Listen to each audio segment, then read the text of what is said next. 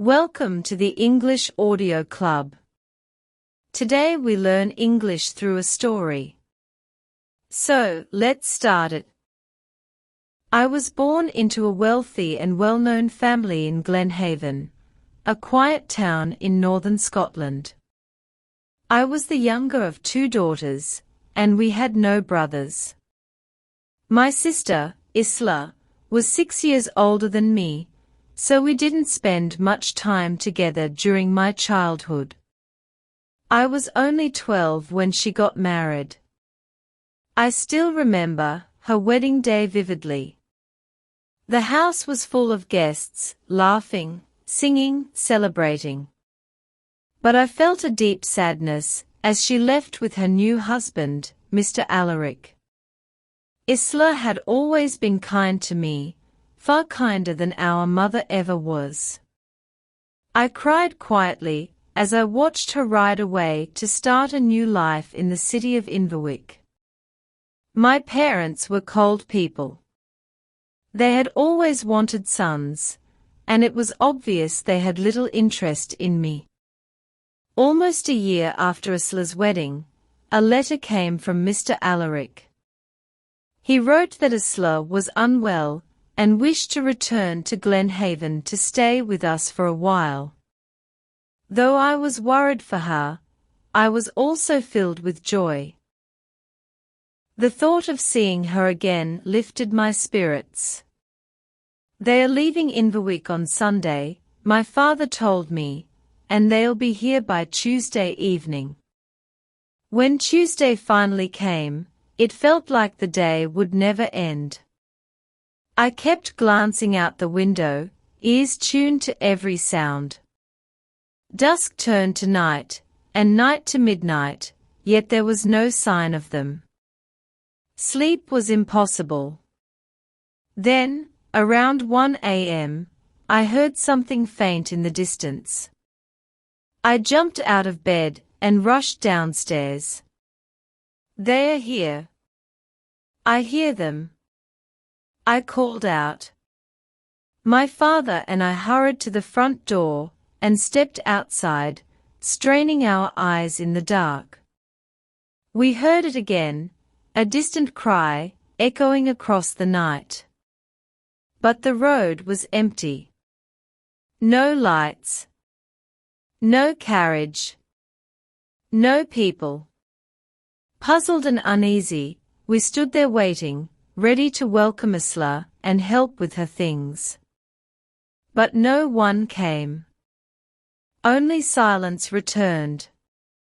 My father looked at me, his expression blank with confusion. I heard something, he murmured. I did too, I whispered. But where are they? Without another word, we slowly went back inside, a strange fear settling over us. The next morning, a man arrived at our doorstep with grim news. Isla had passed away on Sunday. She grew very ill on Monday. By Tuesday, around 1 in the morning, the same hour we stood outside under the moon and waiting, she passed away. I never forgot that night. For the next 2 years, it felt as though time had stopped for me. I withdrew from everything. I barely spoke. I didn't laugh. It was as if I'd been buried alongside her. Mr. Alaric remarried soon after. A younger woman from Inverwick became his bride. I felt a surge of anger. How could he forget Isla so quickly? Now I was the only child left in our influential family, and before I even turned 14, men began appearing at our doorstep. They weren't there for conversation, they came to impress me, to charm me, and perhaps, to propose. But I disliked every one of them. I felt far too young, and far too empty inside, for marriage. When I turned 16, my mother decided it was time for a change. We are going to Alderwin, she said. It's a city full of life and power. You'll meet richer, more refined men there, better than the ones in Glenhaven. Alderwin was vast, noisy, full of color. Slowly, something inside me began to warm. I met people who laughed easily. I went to dances, and for the first time in years, I began to smile again. I didn't forget Isla, but I no longer lived inside the shadow of her memory. But my mother wasn't satisfied. She didn't want me to smile, she wanted me married. One night, before bed, she came into my room with a strange expression. "Do you know Lord Eldrick Fairborn?" she asked. "Oh yes," I replied. "The old man from Westmere." "He's not exactly charming, Mother." "He's not old," she insisted quickly. "And he's certainly not unworthy. He comes from one of the most powerful houses in the kingdom. And he wishes to marry you."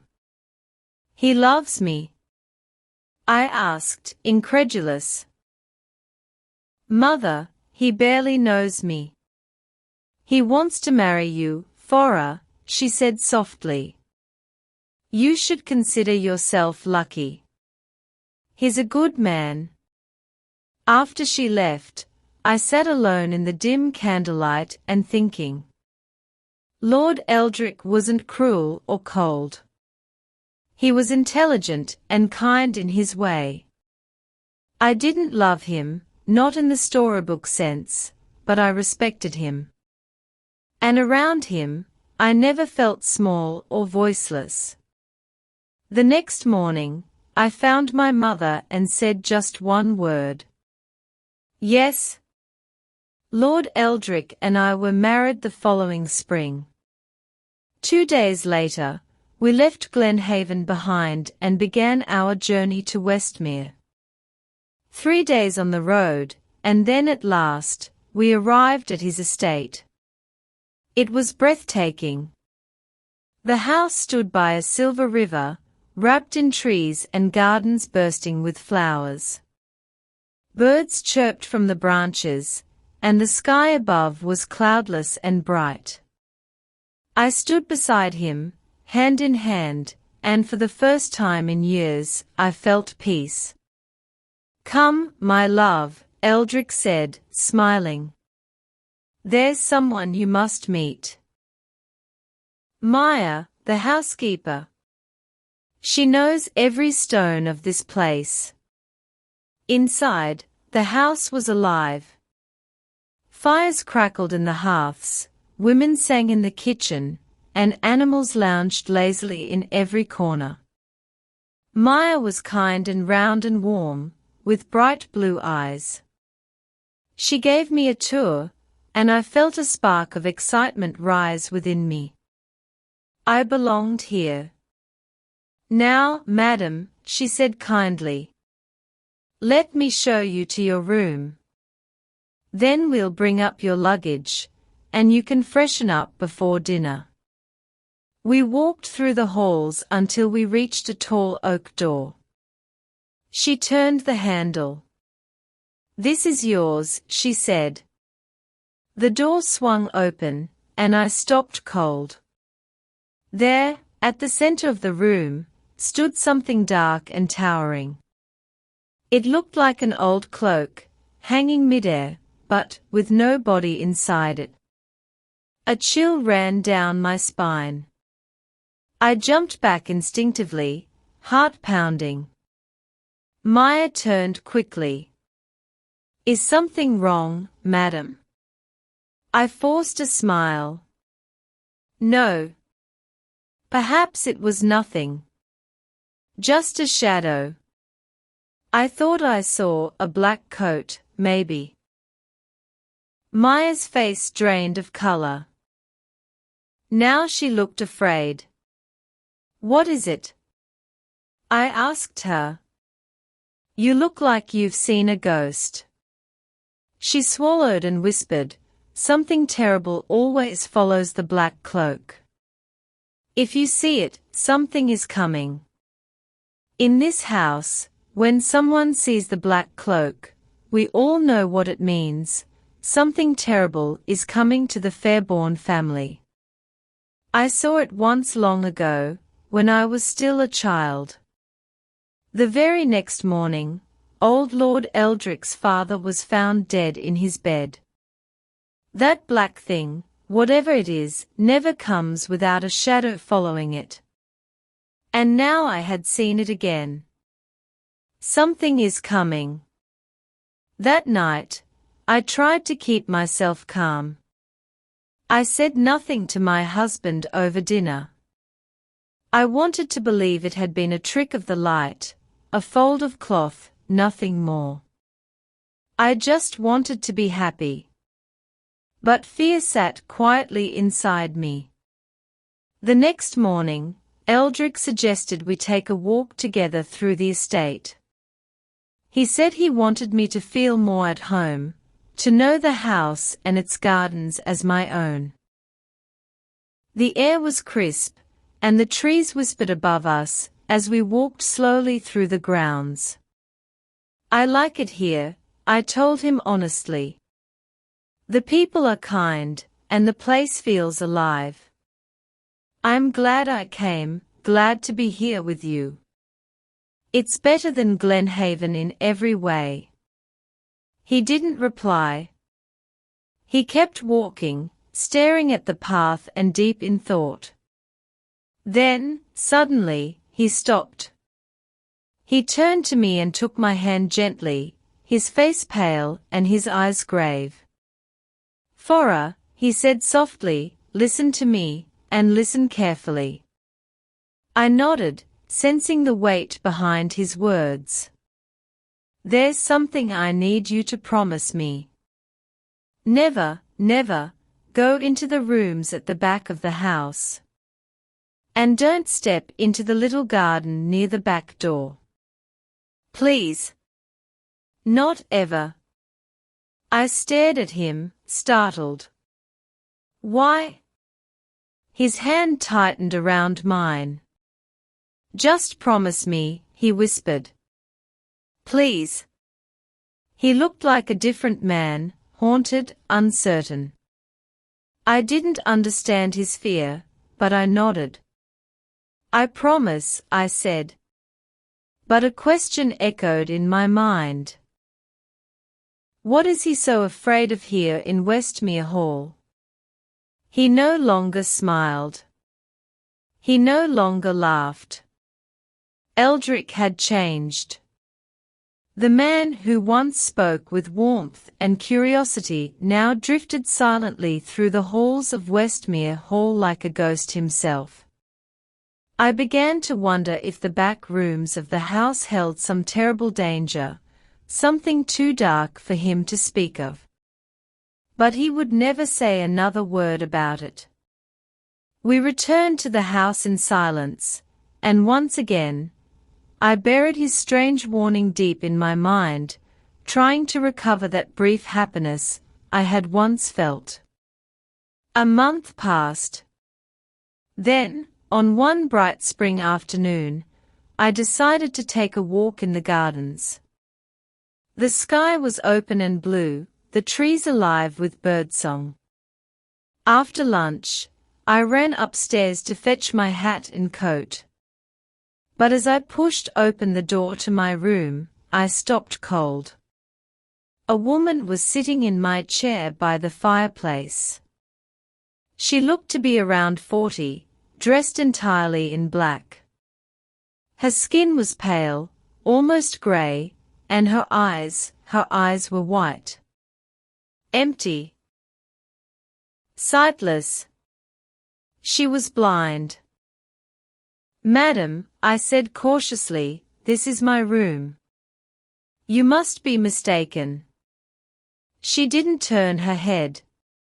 She just smiled faintly. "Your room," she whispered. "No. I don't think so. I don't think there's been any mistake. Her voice was thin, strange, like wind moving through old curtains. Where is Lord Eldrick Fairborn? She asked. He's downstairs, in the drawing room. But, who are you?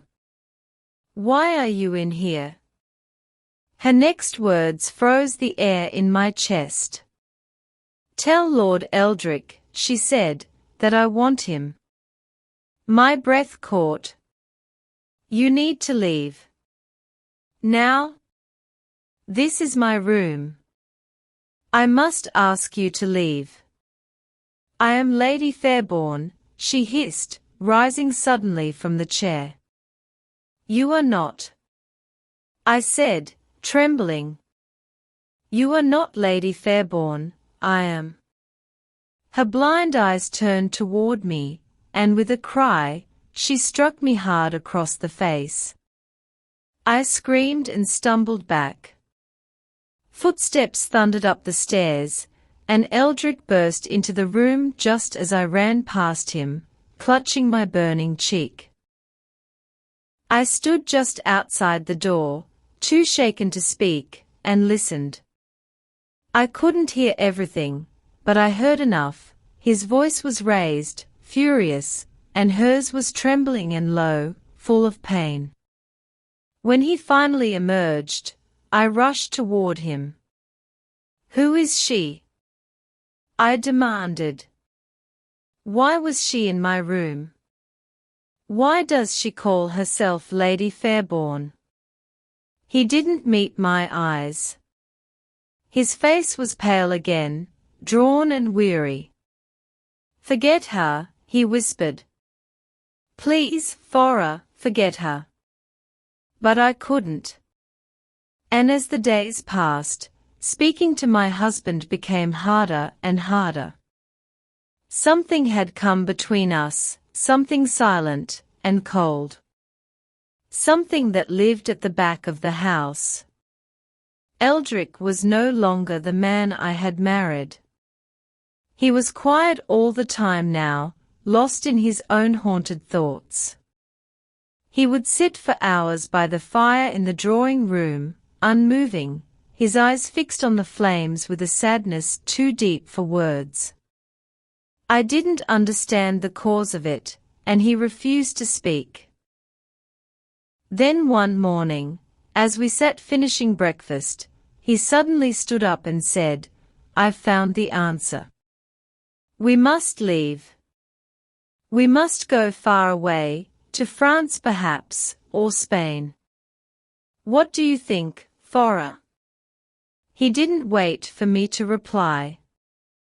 He turned and left the room before I could even open my mouth.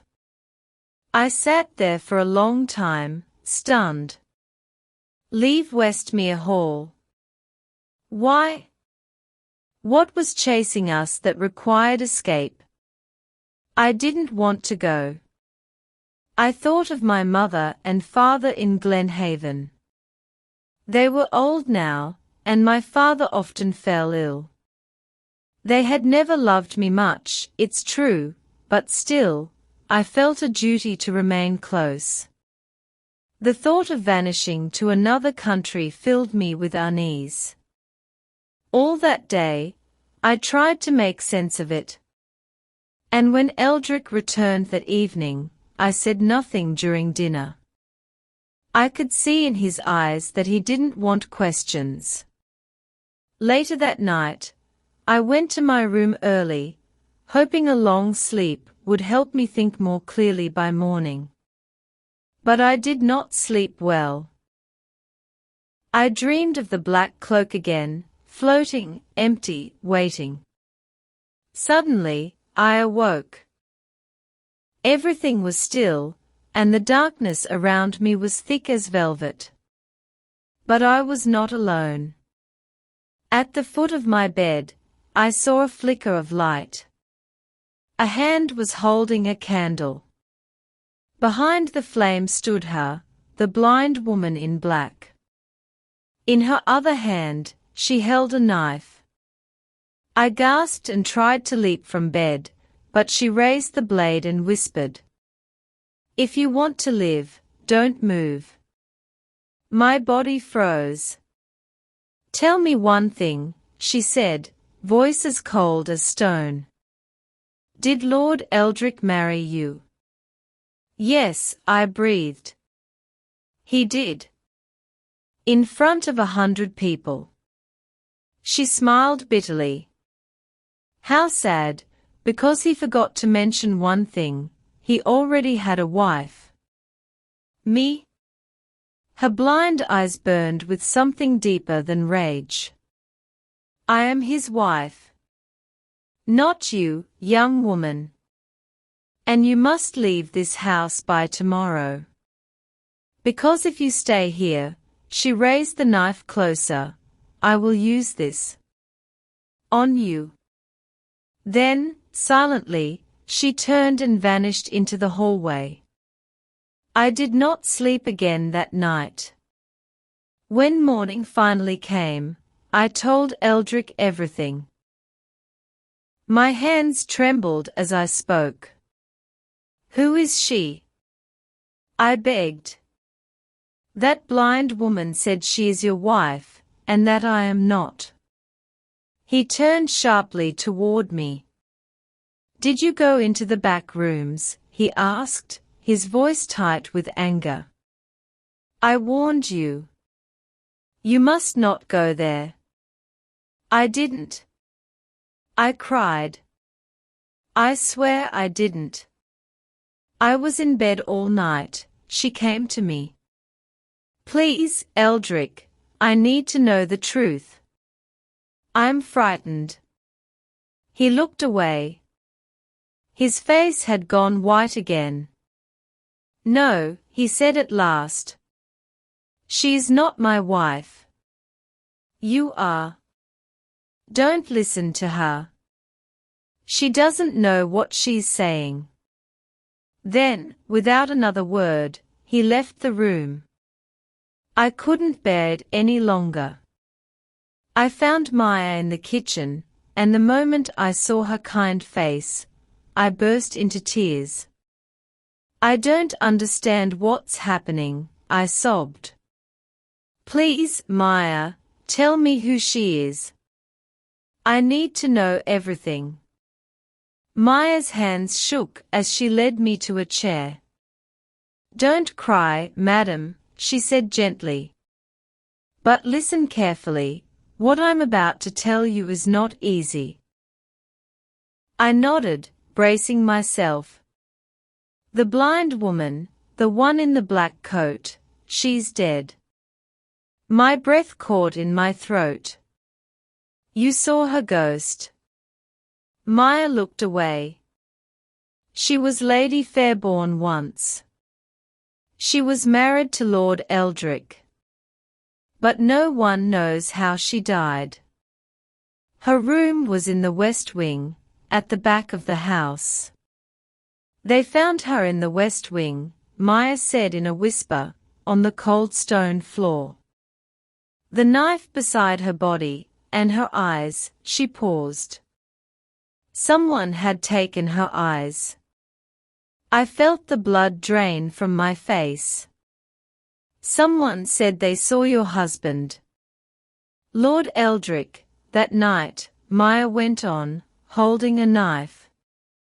"But no one knows what happened. He never spoke of it. And there were no answers, only silence." I sat in stunned disbelief. "You mean he?"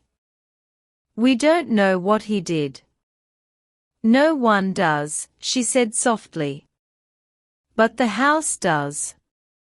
It remembers. And so does she." "Why her eyes?" I asked. Maya looked away. "Maybe he didn't want her to see his next wife." "You?" "I left Westmere Hall that very day. I didn't wait for another word from Eldrick. I didn't pack carefully or write goodbye letters. I simply ran. I could no longer live in that house, not with the weight of her watching me, not with the knowledge that my life might be a repetition of hers. Maya wept when I said farewell. I took only what I needed and told the driver to take me straight to Glenhaven to my parents. They were older now. Tired. Softer. My father's illness had made him quiet, and my mother, perhaps out of guilt, had become gentler. They welcomed me home. And here I sleep. I sleep peacefully in a quiet house with no strange footsteps in the night. The wind moves through the trees outside, and sometimes, when I wake just before dawn, my dead sister visits me at night, but I am never afraid. She's smiling. She tells me the ghost of Lady Fairbairn still walks the halls of Westmere. She tells me the blind woman is looking for me. That her rage is not done. She cannot find me here, but she waits. Waits for the next woman, who takes the name of Lady Fairbairn. Because ghosts, you see, don't forget. They only wait.